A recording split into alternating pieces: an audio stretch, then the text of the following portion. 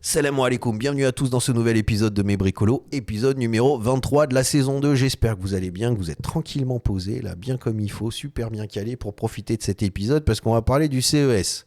Alors le CES, c'est le Consumer Electronic Show, c'est un événement qui a lieu à Las Vegas tous les ans. C'est simple, c'est l'événement le plus important de l'année où ils sont présentés toutes les dernières innovations technologiques. Donc tu as les plus grandes marques qui débarquent et qui se présentent. Là, je crois que dans cet article du Forbes, version française, ils expliquent qu'il y a 2300 entreprises, là vous l'avez, alors j'ai un peu ma tête à côté, mais vous avez 2300 entreprises qui se pointent et en 3 jours, ils présentent sur quoi ils sont en train de travailler, ce qu'ils vont sortir dans l'année, voire même des concepts. Donc on a des grosses marques, on a des grosses entreprises, LG, Sony, Samsung, Amazon, etc., des big tech qui vous présentent des concepts, qui vous présentent les derniers produits, etc., qui vont sortir dans l'année, tout ça. Puis on a aussi des marques automobile, dont notamment, et alors moi j'ai sélectionné 2 projets de ce CES, alors peut-être qu'il y aura d'autres épisodes où on découvrira de nouveaux produits. L'épisode précédent, qui est l'épisode 22 de Mes Bricolos, je parlais justement du musée des téléphones portables qui est absolument extraordinaire. Je vous conseille d'aller voir cet épisode parce qu'il est rigolo pour tous les nostalgiques. Vous découvrez tous les téléphones portables vintage qui sont sortis depuis les années 80, c'est juste une régalade. Mais j'avais présenté aussi un projet qui avait été mis en avant au début, qui était présenté lors du CES. Donc si vous n'êtes pas abonné, abonnez-vous, comme ça vous raterez aucune vidéo. Donc là, BMW présente un véhicule. Oui, je le trouve intéressant parce que c'est un concept. Donc en fait, ils ont utilisé ce qu'ils appellent le e-ink. D'accord ? Et en fait, qu'est-ce que ça fait ? C'est qu'avec une impulsion électrique, ça vient changer la couleur de votre véhicule. Donc en fait, c'est ce qu'on voit là, c'est pas un effet de style, c'est pas une nouvelle peinture, c'est qu'en fait, on remarque qu'il y a des zones qui sont blanches, qu'il y a des zones qui sont grises et qu'il y a des zones qui sont noires. Et en fait, ce qui se passe, alors quand on va sur le site de Design Boom, ils ont fait un très bon article, on remarque, et si on découvre la vidéo directement en introduction du site internet, qu'en fait, il se passe un truc avec cette voiture, c'est qu'elle change complètement de couleur, c'est-à-dire en live, en direct. Donc, c'est de la bichromie, on est soit sur du blanc, soit sur du noir avec les teintes intermédiaires de gris, mais qui sont à mon avis l'effet de transition. Mais ce qui est intéressant, c'est que là, ça présente une toute nouvelle approche du véhicule, parce que quand on a un véhicule qui peut changer de couleur, ça devient intéressant, mais alors c'est purement marketing et c'est purement commercial. Bon, ça devient intéressant, j'aime bien, parce que dans une interview, ils expliquent, parmi toutes les vidéos que j'ai regardées, ils expliquent que ça peut être super intéressant parce que s'il fait chaud dehors et qu'il y a beaucoup de soleil, vous mettez votre voiture en blanc, et s'il fait froid, vous mettez votre voiture en noir et ça va changer la température intérieure du véhicule. Ouais, d'accord. Là, tu sens le mec qui essaye d'argumenter son projet au forceps. Tu vois ce que je veux dire ? Il essaye de te faire croire que ça a un but d'ergonomie, mais ça l'a absolument pas. C'est vraiment qu'un effet de style. Et puis c'est surtout, on est au CES de Las Vegas. On a envie de toucher le marché américain et donc on a envie de présenter avec un véhicule assez atypique qui est quand même le dernier véhicule de BMW 100% électrique, version SUV. Donc c'est quand même intéressant pour le marché américain. Donc ils veulent mettre un coup de projecteur là-dessus. Donc ils se sont dit, Las Vegas, CES, on veut parler de notre marque, on va parler d'une carrosserie qui change de couleur. D'accord ? Mais bon, c'est hyper anecdotique. Par contre, ce qu'il y a de très intéressant, et c'est ce qu'on va regarder, c'est qu'en fait, il y a une vidéo qui explique le processus de conception et de fabrication. Parce qu'en fait, ce qu'il faut savoir, donc j'ai pas besoin de mettre la vidéo parce que je la mettrai en lien dans la description, mais il faut que vous alliez voir cet article de Design Boom, parce qu'en fait, ce qui est intéressant, c'est la façon dont ils ont travaillé. Alors, parce que quand on voit le véhicule, on se dit, mais comment ils ont réussi à faire ça ? Alors, il faut savoir que ce sont des dalles, on le voit derrière la dame là, qui explique, qui était donc la directrice de ce projet-là, et ce sont des dalles assez épaisses, c'est-à-dire on ne peut pas trop les déformer. Dès que vous commencez à les déformer, vous cassez ces espèces de dalles, parce qu'elles peuvent se plier, mais très légèrement, donc vous les cassez, et une fois que vous les avez cassées, elles ne fonctionnent plus. C'est-à-dire vous les détériorez complètement, et donc la logique justement d'impulsion électrique ne peut plus se faire. Donc là, on voit des aplats. d'accord, sur la roue, mais ça ne fonctionne pas. Et alors, ils ont eu une idée très intéressante, et d'ailleurs, c'est intéressant parce qu'ils ont utilisé Rhinoceros, parce qu'on le voit directement, bon, ça c'est PowerPoint, hein, mais dans le logiciel qu'ils ont utilisé, donc on le voit derrière, voilà, celui-là, là. Ça c'est Rhino. Je vous en ai parlé dans un épisode précédent de mes bricolos, parce que moi j'utilise énormément Rhinoceros, et il est intéressant de savoir que le département recherche et développement de BMW utilise Rhinoceros pour développer donc ces nouveaux concepts. Et là, ils utilisent une caractéristique, un plugin de Rhinoceros qui est Grasshopper, qui permet de faire du génératif. C'est-à-dire qu'en gros, tout d'un coup, vous pouvez créer des algorithmes qui viennent concevoir, mapper un élément. Et en fait, c'est ce qu'ils ont fait. C'est-à-dire, ce qui est très intéressant, c'est qu'ils ont utilisé ce logiciel pour pouvoir créer des découpes qui permettent à cette technologie de s'adapter à des formes en 3D. Donc c'est comme si vous veniez découper légèrement, c'est ce qui crée le motif, parce que évidemment la carrosserie d'un véhicule, la problématique c'est qu'elle est tridimensionnelle. Et donc on le voit, en fait ils viennent créer un motif qui est découpé au laser et qui permet, on le voit avec le laser, en fait qui permet d'épouser la forme du véhicule. Donc là on voit, c'est-à-dire en déformant le papier, tout d'un coup, bien qu'il soit rigide, on lui confère une certaine souplesse par cette forme de découpe, qui est très jolie au demeurant. Et pourquoi c'est génératif ? Parce que dans les zones où il y a beaucoup de courbures, on a besoin d'un motif qui soit plus dense. Alors là, on voit bien cette image, elle est très intéressante, je m'épose. Donc, on a besoin d'un motif plus dense pour que ça puisse épouser correctement la courbure du véhicule. Et dans des zones où on a moins besoin, qui sont plus à plat, à ce moment-là, on peut espacer cette découpe et donc laisser plus de place à la surface qui va être animée, donc qui va changer de couleur, donc soit en noir, soit en blanc. Donc c'est très intéressant parce que là, on est complètement dans la recherche et développement. C'est un projet qui ne peut pas voir le jour, bien évidemment, parce qu'il est trop complexe, il coûte trop cher. Les mecs, ils ont dit, je crois qu'ils ont mis 6 à 7 mois pour développer ce projet-là, donc imaginez le coût. Alors, elle dit dans cette vidéo qu'elle a fait un traitement de surface anti-UV pour que ça puisse résister aux intempéries, mais pour moi, ça me paraît très anecdotique. Et quand on regarde la vidéo finale, vous verrez, il y a plein d'imperfections, on voit des débords, on voit des problèmes d'ajustement, etc. Mais ce qui est intéressant, c'est que moi je trouve la fabrication, c'est pas le véhicule tel qu'il est présenté au CES, c'est vraiment la façon dont ils ont conçu, la façon dont ils ont pensé cette technologie pour pouvoir l'adapter, parce qu'on est quand même sur un élément 2D, l'adapter à un volume 3D très complexe, qui est donc la carrosserie d'un véhicule. Et aussi, ce qui est intéressant de remarquer, c'est que là, on est complètement sur un concept car, ce qu'on appelle, nous, des dream products, c'est-à-dire comment mettre en lumière un véhicule pour un marché précis. Et là, je trouve qu'ils ont super bien fonctionné parce que tout le monde a parlé de ce truc. Moi, je suis sûr, si vous suivez mes vidéos de mes bricolos, c'est que d'une certaine façon, vous êtes tombé là-dessus et vous vous êtes dit, you, il va nous parler de ce truc-là. Mais vous n'avez pas tort. Alors, l'autre projet, par contre, que j'ai trouvé très intéressant, c'est le projet de Samsung qui a été présenté sur Yanko Design.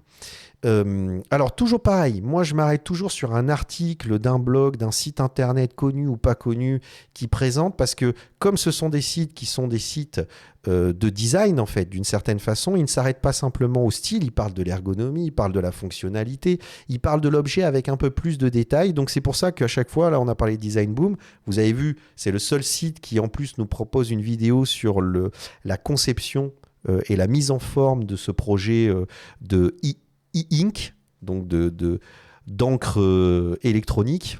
Voilà, c'est comme ça qu'on devrait l'appeler. Hein. Et là, sur Yanko Design, ils présentent ce projet de Samsung, qui est un vidéoprojecteur. Alors, ce qu'il faut savoir, et ce qui est assez rigolo, c'est que moi, à l'époque, alors je vous parle de ça en 2004, 2003, 2004, même peut-être 2002, j'avais développé un projet quand j'étais à l'ENSI que j'avais appelé Lumisence, et j'avais fait donc un site internet, une vidéo, etc. Et alors je vais vous montrer ça parce que c'est assez marrant, parce qu'au même titre que tout le monde s'est dit, ah mais quand est-ce qu'on aura un véhicule où la peinture pourra changer de couleur en fonction de nos envies, on s'est toujours posé la question de pourquoi les vidéoprojecteurs ne pouvaient pas être des éléments lumineux qu'on peut intégrer chez soi en dehors simplement du fait qu'ils projettent une vidéo ou un film. Parce que faut savoir que au début des années 2000, les écrans tels qu'ils étaient, on n'était pas sur des écrans OLED ultra HD comme on avait aujourd'hui. Et les vidéoprojecteurs étaient des concurrents très sérieux aux télé LCD, parce que c'était les débuts du LCD. Donc les vidéoprojecteurs étaient des concurrents très sérieux, parce qu'on pouvait avoir une grande surface de projection, on avait une belle définition. Et moi, je sais qu'à l'époque, on hésitait entre s'acheter un téléviseur LCD ou s'acheter un vidéoprojecteur. La seule chose qui posait problème avec les vidéoprojecteurs, c'est qu'ils avaient une durée de vie, l'ampoule avait une durée de vie assez limitée. Ça chauffait beaucoup et l'ampoule avait une durée de vie assez limitée.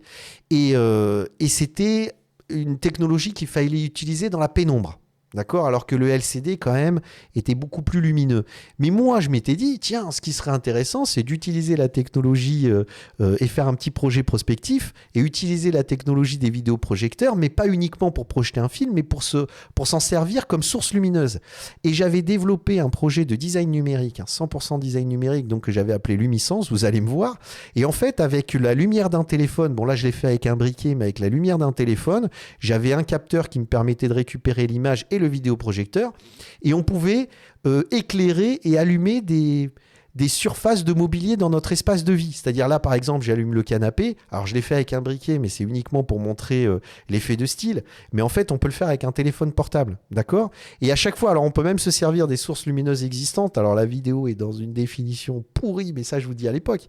Et en fait, on pouvait vraiment interagir. C'est-à-dire que à chaque fois, ça créait, avec des logiciels, c'était de la programmation, mais on pouvait créer des ambiances lumineuses. Donc, c'était ça qui était très intéressant. C'est se servir du vidéoprojecteur comme source lumineuse, en dehors du fait qu'il puisse être utilisé donc dans le cadre très précis de pouvoir regarder des films téléviseurs traditionnels, mais quand on s'en sert pas dans cette optique-là, on peut s'en servir comme source lumineuse et on ajoute à ça un programme qui nous permet de pouvoir jouer vraiment avec ce vidéoprojecteur. Et le capteur était simplement une webcam, d'accord ?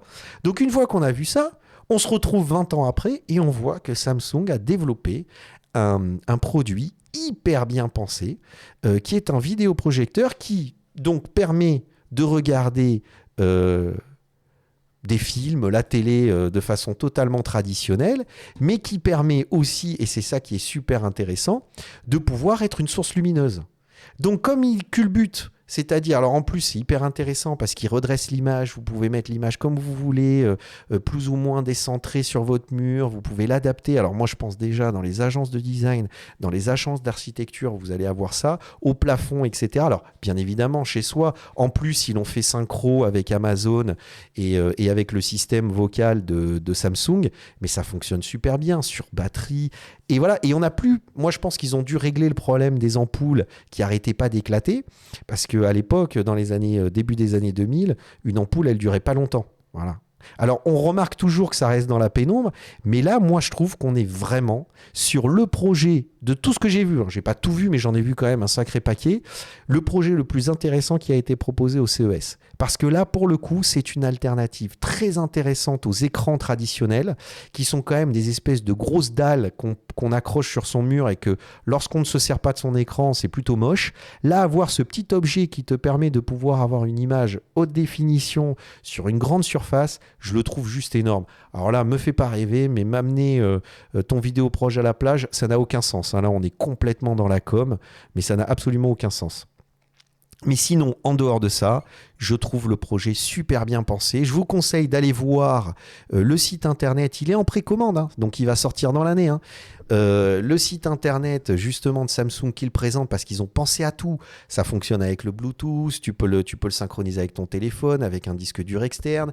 Ça adapte l'image directement, ça veut dire qu'il y a un capteur. Ça veut dire que on pourra développer des applications qui permettront de capter l'information qui est devant le projecteur, et peut-être, pourquoi pas, le projet Lumisence tel que je l'avais pensé pourra s'intégrer avec une technologie comme ça.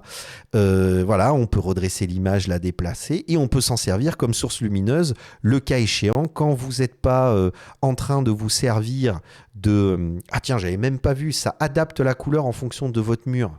Vous imaginez, ça vient capter la chromie de votre mur et ça vient rendre l'image telle qu'elle doit être. Donc ça doit réajuster la chromie en fonction de la couleur de votre mur. C'est génial. Ça a une enceinte intégrée.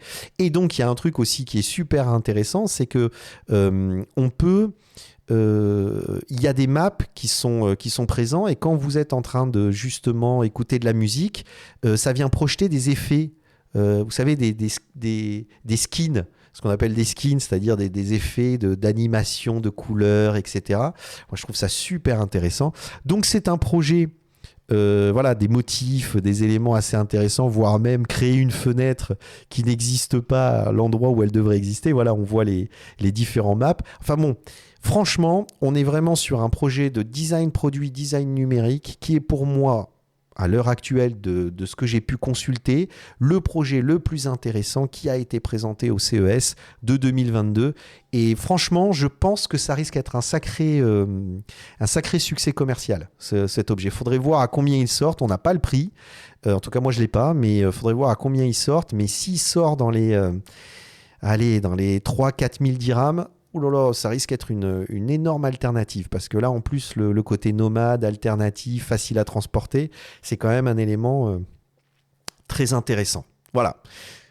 Encore avec ce problème de pénombre, mais il n'en reste pas moins vrai que l'objet lui-même. Et ce que j'aime bien, c'est qu'ils ont pensé à tout. Bon, bref, je ne vais pas me répéter parce que c'est souvent ce que je fais dans mes vidéos de mes bricolos. Donc là, je termine la vidéo là-dessus. Et vous ? Alors, qu'est-ce que vous avez vu à ce CES de 2022 qui vous a plu ? Qu'est-ce qui a attiré votre attention ? Partagez avec moi dans vos commentaires, parce que après, à la limite, je pourrais en parler dans une prochaine vidéo de mes bricolos. Et puis voilà, donc à vous de me dire ce que vous en pensez, à vous de me dire de ce que j'ai présenté, mais aussi de ce que vous avez pu découvrir au CES. Et puis on se retrouve très bientôt pour un nouvel épisode de mes bricolos. Puis en attendant, vous avez des épisodes qui se sont ouverts à droite et à gauche.